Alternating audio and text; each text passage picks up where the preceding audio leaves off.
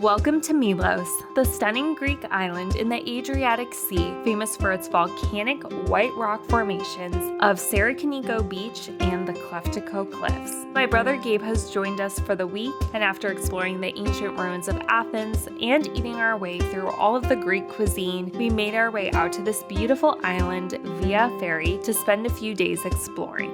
So we just made it here to our Airbnb, and it is the absolute cutest thing ever. It screams Greece. We have a couple bedroom, kitchen, there's a little patio area, and the best part is up here, this terrace actually overlooks the island, and the Airbnb owner said that this actually has the best view of the sunsets on the whole island, so we are excited for that. We just set down all of our stuff, changed into swimsuits because we only have a couple days here and there's 75 different beaches, so we're gonna hop back on our quad bikes, which we rented for 25 euros a day, and we're gonna zip over to the first beach that we're gonna check out today. First impressions, beautiful, a lot of white houses.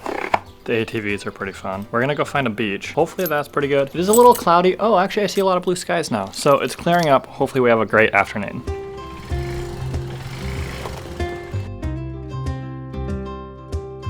We are at our first beach here in Milos. There are 75 beaches on the island of Milos, which means we have a lot of beaches to check out over the next couple of days. Maybe we'll check out another one later today. Pretty hungry, definitely have to grab some food. Probably another euro. So if I'm being honest, this is one of the top things I've looked forward to this year. Milos is just such a dreamy little island. I researched a ton of Greek islands to pick one since we only had time for one on Gabe's vacation here. I picked Milos because it's still kind of a little more authentic. I've heard that Santorini has gotten super expensive, tons of tourists. Mykonos is more of like a party scene, so this one is more our vibe. We're already glad that we got quads instead of scooters because the trail we just went on was basically like off-roading, and I wouldn't have wanted to ride a scooter over that. It would have been really easy to wipe out.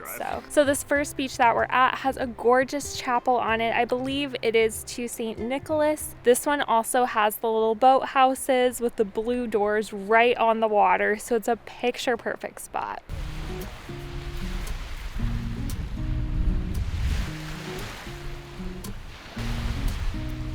It was very cold. Good morning. It's a sunny morning here in Milos. We just woke up a little bit ago. We're so thankful for the sunshine because yesterday kind of took a turn for the worse. The weather got pretty bad. We got rained on as we drove the quads back across the island from getting some ice cream. Yeah, we're so thankful the sun's out today. The plan is to just drive the quad bikes around and go to a couple different beaches. We're gonna start with the Sarakiniko Beach. So yeah, we're gonna go hop on our quad bikes now and head to the first beach. I'm just literally not over how cute this Airbnb is. Like, it is the perfect little villa. We have this whole patio area to ourselves, and then on top is like just a whole terrace. So there's so much outdoor seating. If it's nice out, then we can actually watch the sunset. Couldn't use it yesterday because it was raining. We were bundled inside. We turned the heater on because it was so freezing. We were drinking warm coffee because we got so chilled after getting rain on the quad bikes. So fingers crossed today is nicer. It already looks like it'll be better.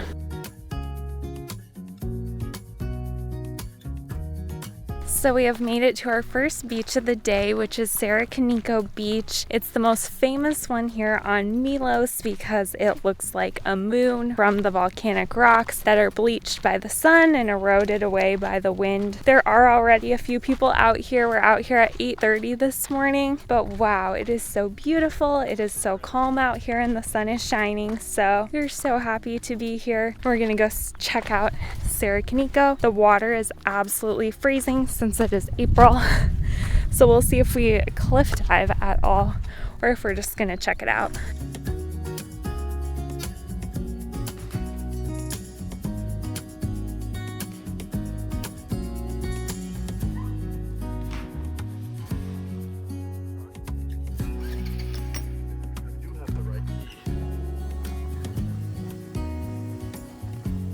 So we just finished up at Sarakiniko Beach and it was honestly so amazing. I want to go back tomorrow for sunrise. It's just a landscape unlike any other. It does look like the moon, as they call it, the moon beach. Anyway, we had so much fun cliff jumping and we worked up an appetite. So we drove into Plaka, and up at the top of this hill we found this cute little restaurant that has pretty authentic food. So we got my favorite Greek food of all time, which is tzatziki. It came with a basket of bread. The tzatziki is 10 out of 10 with all of the olive oil drizzled on top. Then I got some grilled chicken with chili sauce.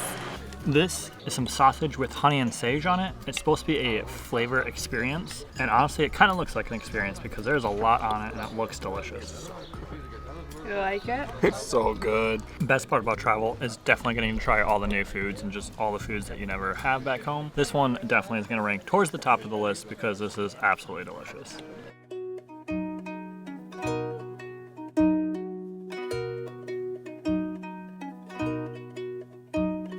So we made it down to the Papas Fragas secret cave area, which as you can see is perfect cliffs on either side. Super pretty, but the tide is coming in, so we're gonna be really fast here.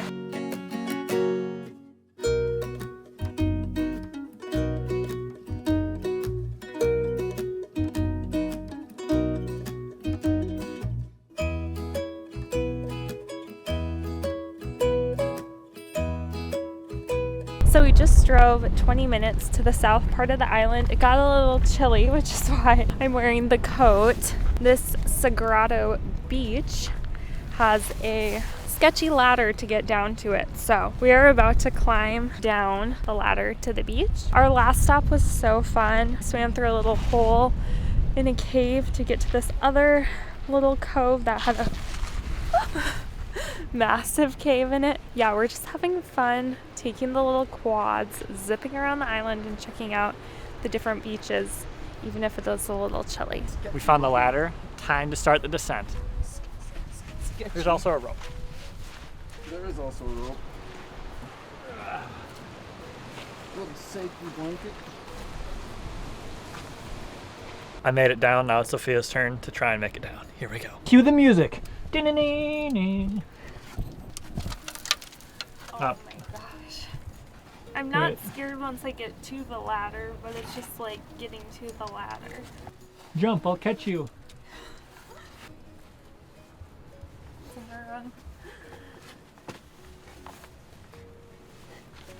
Made it through part one. Not bad. As with literally everything in life and when adventuring, if you start to feel uncomfortable or if you don't feel safe, just stop right there and turn back around. No need to chance your life. But if you feel like you got it, definitely a lot of fun down here. So now we're at a second ladder. This one is way, way steeper.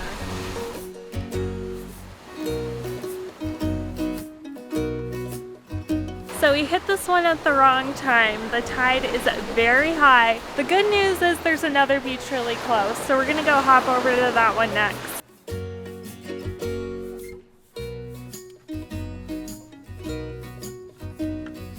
So that wasn't so worth it, but we're going to the beach right next door, so it's all good. So we are now at Plaka Beach, which is right behind me. It started to rain, but it's still very beautiful. What's so amazing about this beach is it's a long, super sandy beach that has red rocks as well as pink, orange, and white. So it's a really pretty rock face with a nice, very accessible beach that has a great swimming area. Just a little rainy right now.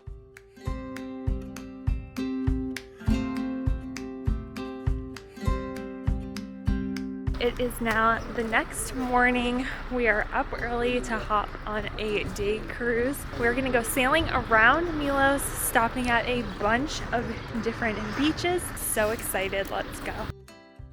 Our full day cruise went around the island counterclockwise, and the sunny weather that was forecasted unfortunately did not show up. But our very sweet and knowledgeable guide explained to us about all of the different volcanic minerals on the island that has led to a lot of mining businesses, some of which still operate today. We passed by the cliffs and caves of Kleftiko, being famously used by pirates in the past to hide in to ambush passing ships. The seas were rough in this area because of the bad weather, so we had to continue on on until the sun peeped out and we jumped in for a very refreshing swim.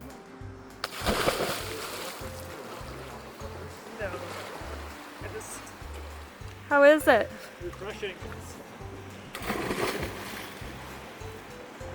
After that, we had lunch and then proceeded to get rained on for the rest of the time on the boat. A hot shower that night had never felt so good. So it is already our last full day in Milos, which I am so sad about. It is rainy again today, so what we're gonna do is go to some of the top restaurants here on the island. First up is Sarakiniko, which is a restaurant where they cook all the food using the volcanic geothermal energy from this island. So I believe they cook it in the sand actually, where it's so hot it cooks the food. So we're gonna go try to grab a vehicle because we did turn our four-wheelers in. So we're gonna go see if we can rent a car or maybe some more four-wheelers so we can zip down to the south side of the island so that we can go try that restaurant. And then we're gonna go to Adamas, which is the port town here in Milos, and try a restaurant out there that everyone on our boat cruise yesterday was raving about. Very excited to go try more food on this island today. Good.